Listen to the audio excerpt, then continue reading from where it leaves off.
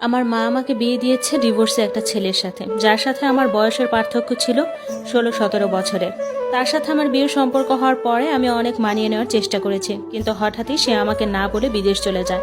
তারপর তার মা আমাকে বাবার বাড়ি পাঠিয়ে তার মেয়ের বাড়িতে চলে যায়। সেখান থেকে তারা বাসা বদল করে ফেলে, আর আমি খুঁজে পাইনি তাদেরকে। প্রায় 2 বছর তার জন্য অপেক্ষা করে ডিভোর্স দিতে হয়েছে আমাকে। তারপর আবার বিয়ে হয়েছে, ভালোবেসে বিয়ে করেছি।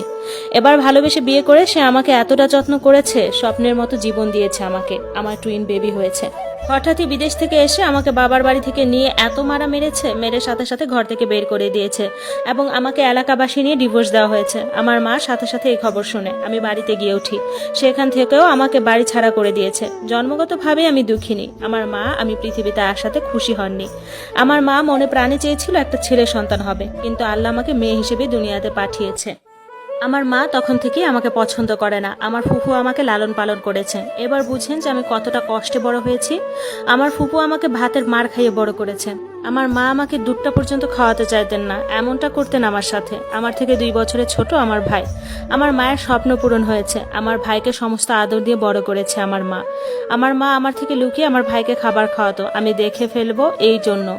আমাকে কোনো খাবারই দিত না। একটা ঘটনা তো আমার স্পষ্ট মনে আছে, যা আমাকে আজও কষ্ট দেয়। আমার মা আমার ভাইকে ডিম সেদ্ধ করে কিংবা ডিম ভাজি করে লুকিয়ে খাওয়াতো। আমি যদি দেখে ফেলি, আমার যদি খেতে ইচ্ছে করে, আমাকে যদি ভাগ দিতে হয় এই জন্যে। ছোটবেলা থেকে আমাকে অনেক কষ্ট দিয়ে বড় করেছে। এতটা কষ্ট দিয়েছে, এতটা অবহেলা করেছে, বলতেও খারাপ লাগে। পড়াশোনাটাও করেছে অনেক কষ্টে। কলেজে যখন ভর্তি হই তখন অনেক কষ্ট করতে হয়েছে। আমার রিক্সা বা গাড়ি ভাড়া ছিল না। আমাকে কারণে অকারণে মারতেন। আমার ভাইও আমাকে মারতেন। আমার ছোট্ট আরেকটা বোন হয়েছে, বোনটাও আমাকে মারতো। এমন করতে করতে কলেজে যখন ভর্তি হই তখন থেকে আমার জীবনটা আরো নরক হতে শুরু করলো। আমার মা পারে আর না পারে যাকে তাকে পেয়ে আমাকে বিয়ে দিয়ে দেয়। আমার জন্য বিয়ের প্রস্তাব আসে। লোকটা আগে আরেকটা বিয়ে করেছে, বয়সের পার্থক্য প্রায় 17 বছরের মতো। আমার মা তার কাছে বিয়ে দিবে। আমি দেখতে শুনতে খুব সুন্দরী ছিলাম। আমাকে যদি কোনো ভালো ছেলে দেখতে আসতো, আমার মা রাজি হতো না। খরচ দিতে হবে, লোক খাওয়াতে হবে এই জন্যে। আর এই লোকটা তো আমাকে সমস্ত খরচ দিয়ে বিয়ে করে দিতে রাজি হয়েছে, সেই জন্য আমার মা আমাকে এখানে বিয়ে দিতে রাজি। আমি বিয়ে করে তাদের বাড়িতে চলে যাই। প্রায় 17 বছরের পার্থক্য একজন স্বামীর সাথে আমি মানিয়ে নেওয়ার বহু চেষ্টা করেছি। তারা ছিল হুজুর টাইপের, নামাজ রোজা করতে অনেক বেশি। আমি 5 ওয়াক্ত নামাজ পড়তাম, পর্দা করার চেষ্টা করতাম, কিন্তু তাদের মতো হতো না। এই কারণে আমার শাশুড়ি উঠতে বসতে আমার সাথে অনেক বাজে ব্যবহার করতো। আমার স্বামীও আমাকে কষ্ট দিত, কিন্তু আমি আমার স্বামীকে বলতাম আমাকে একটু সময় দাও, আমি তোমাদের মতো হওয়ার চেষ্টা করছি। কারণ আমি জেনারেল লাইনে পড়াশোনা করেছি, আমি তো আলেম লাইনে পড়াশোনা করিনি। আমার হাজবেন্ড বলল ঠিক আছে, তোমাকে সময় দিলাম। আমি চেষ্টা করতাম। আমার হাজবেন্ডের সাথে আমার প্রতিদিন কিন্তু শারীরিক সম্পর্ক হতো না, কিন্তু আমার শাশুড়ি প্রতিদিন ফজরের সময় আমাকে গোসল করাতো। গোসল না করলে ওনার মুখের দিকে তাকানো যেত না, উনি অনেক ঝামেলা করতেন। যাই হোক, এভাবে আমার সংসার জীবনটা চলছিল। একদিন হঠাৎ কথা নাই বার্তা নাই আমার হাজবেন্ড বিদেশ চলে গেল। আমার শাশুড়ি আমাকে বলল তুমি বাবার বাড়ি থেকে বেড়ায় আসো। আমি বাবার বাড়ি চলে গেলাম। আমার শাশুড়ি ঢাকা চলে গেল তার মেয়ের বাসায়। আর খবর নাই। বাড়িতে আসলে আমার শাশুড়িকে খুঁজে পাওয়া যায় না। মানুষ বলে যে মেয়ের বাসায় গিয়েছে। আমি তার মেয়ের বাসায় গিয়েছি, সেখানেও তাদের পেলাম না। তারা বাসা চেঞ্জ করে ফেলেছে। আমি 1.5-2 বছর অপেক্ষা করলাম। আমার মায়ের মানসিক অত্যাচার, শারীরিক অত্যাচার আমাকে অতিষ্ঠ করে ফেলেছে। মাঝে মাঝে মনে হতো উনি আমার সৎ মা, আপন মা না। উনি আমাকে সৎ মায়ের চেয়েও বেশি কষ্ট দিয়েছেন। যাই হোক, এভাবে চলতে চলতে হঠাৎ ফেসবুকে একটা ছেলের সাথে আমার পরিচয় হয়, আমাদের এলাকারই। সে আমার দুঃখ কষ্ট সম্পর্কে সব জানে এবং শুনে।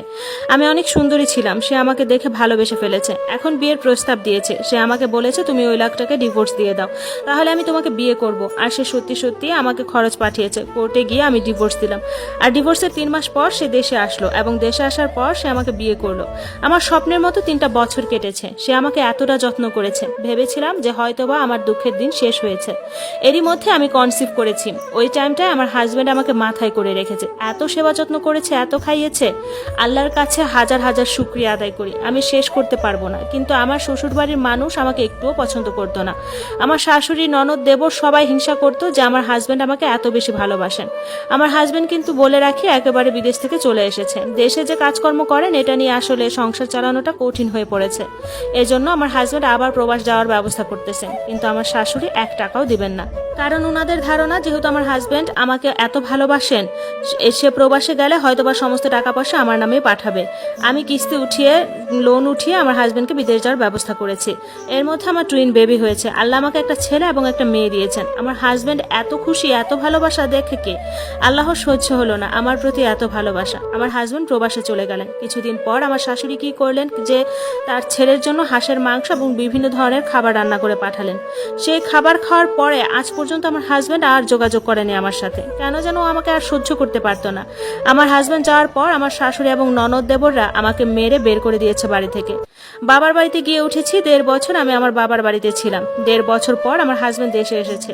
এর মধ্যে একটা টাকা খরচ কিংবা কোনো খোঁজ খবর আমার নেয়নি। তারা টোটালি আমাকে চায় না। আমার হাজবেন্ড সকালে এসে বিকেলেই তার সাথে তার বাড়িতে নিয়ে যায় আমাকে। নেওয়ার পর সে আমাকে এতটা মারে, মেরে মেরে আমাকে মৃত্যুর দ্বার প্রান্তে নিয়ে পৌঁছে দেয়। মেরে এলাকাবাসী ডেকে এনে আমাকে ডিভোর্স দিয়ে দেয় এবং আমার চরিত্রে দাগ লাগিয়ে দেয়। আমার ভাসুর দেবর আমার ভাগিনারাকে আমার খারাপ চরিত্রকেই দেখেছে। তারা তার কাছে এরকম নালিশ দিয়েছেন, যার কারণে সে 1.5 বছর আমার সাথে সম্পর্ক রাখেনি এবং আমাকে চরিত্রহীন কলঙ্ক দিয়ে ডিভোর্স দিয়ে দেয়। আমার সন্তানদের সহ আমাকে বাড়ি থেকে বের করে দেয়। আমি সাথে সাথে আমার বাবার বাড়িতে চলে আসি। আমার মাও আমাকে আমার সন্তানদের সহ ওই রাতেই বাড়ি থেকে বের করে দেয়।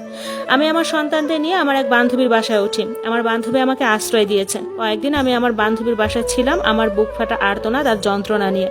আল্লাহ সাক্ষী আছে আমি আমার চরিত্রে এক বিন্দু পরিমাণ দাগ লাগতে দেইনি। আমার আল্লাহ সাক্ষী আছে আমি কতটা ভালোবাসি আমার হাজব্যান্ডকে।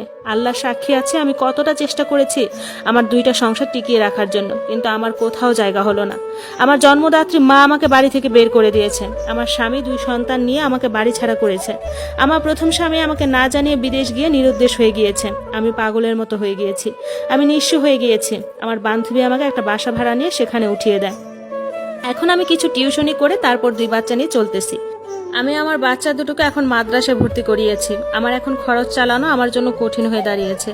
আমি বুঝে উঠতে পারি না আমার জীবনে কি আল্লাহ কোনো সুখ লিখে রাখেননি, কোনো রকম শান্তি রাখেনি। আমি আপনাকে গল্পটা পাঠালাম, যদি ভালো লাগে প্রচার করবেন। আমি চরিত্রহীন না, শুধু এতটুকুই বললাম।